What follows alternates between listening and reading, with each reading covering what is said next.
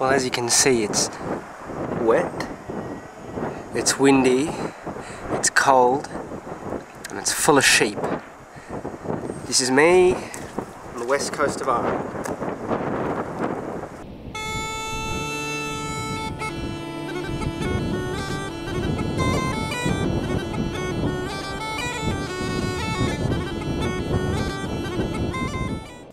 Now, I've been to Ireland a few times in my life, but before now I don't think I'd ever seen its true heart, because the true heart of Ireland would have to be, as you would automatically assume, wet, windy and wild, and the west coast is undoubtedly the wettest, the windiest and the wildest part of Ireland I've ever seen, and I'm sure there is. So, here we are, in the very heart of it all, the west coast.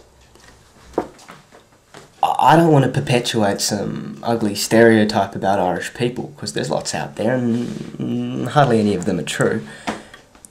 But there's something really quaint and small town about the people here. I mean, just the other day I was walking back from the base of, I think it's one of the biggest mountains in Ireland, Wilray. Big, huge bastard of a mountain. Beautiful, barren, it's in the middle of nowhere. So I decided I'd walk along the small little Irish road, past all the fields of sheep. Yeah, there's plenty of sheep here. And along the way I kept running into all the farmers tending their flock, I suppose is the word. And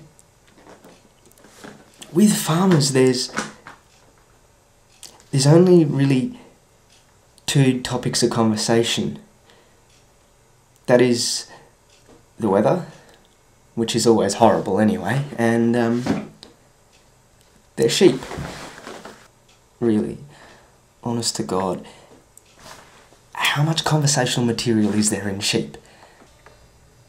Yeah, well, I played along, I learned a few things too. I mean, the long-haired sheep you have in Ireland aren't the same as the long-haired sheep you have in England. Sure, once there were long-haired English sheep in Ireland, but they were all killed for political reasons.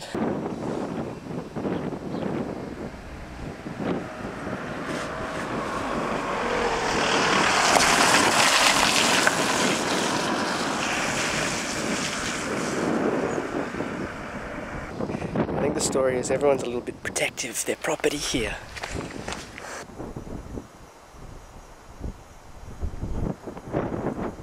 A coat of paint and it'll be fine. Another example of this quaint small town life was when I was in Louisburg. Now first I have to explain to you a little bit about Louisburg. It's basically the last town in this part of County Mayo before you fall into the sea. It's got about 300 people, I'd say. One main street and 5 pubs.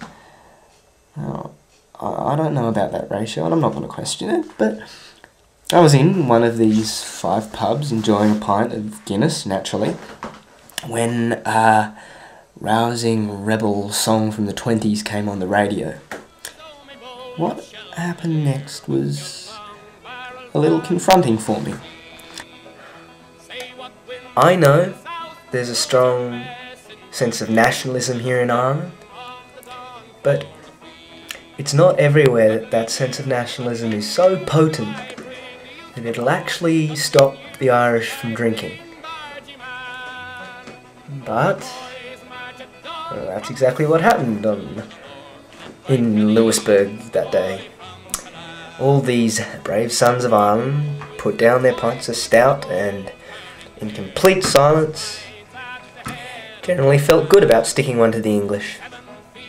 Once the song was over, the old lady at the bar turned it down and things went back to normal. Or as normal as things can get in Louisburg. There's really not much to say when it comes to the weather on the west coast. I mean, you can be pretty much assured whatever day it is, in whatever month, in whatever season, that it's going to be wet and it's going to be raining. Which is a little odd considering the West Coast is one of the greatest summer destinations for Irish people in their whole country. I don't really get that logic. Another thing I don't really get is why they always feel they have to go swimming no matter whether it's raining or blowing a gale or even blizzarding. I don't know if they're just really incredibly stupid or the bravest people in the world. I still haven't figured that one out.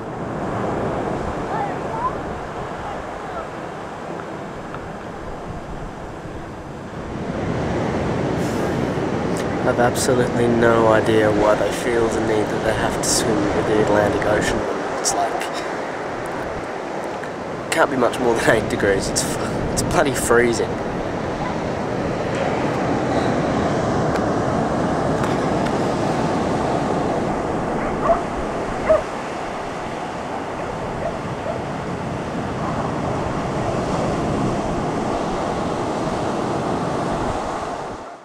I mean, there are a lot of beaches in Ireland. It is an island. There's a fairly consistent coastline, but Irish logic seems to run that every time you come to a beach, you must go swimming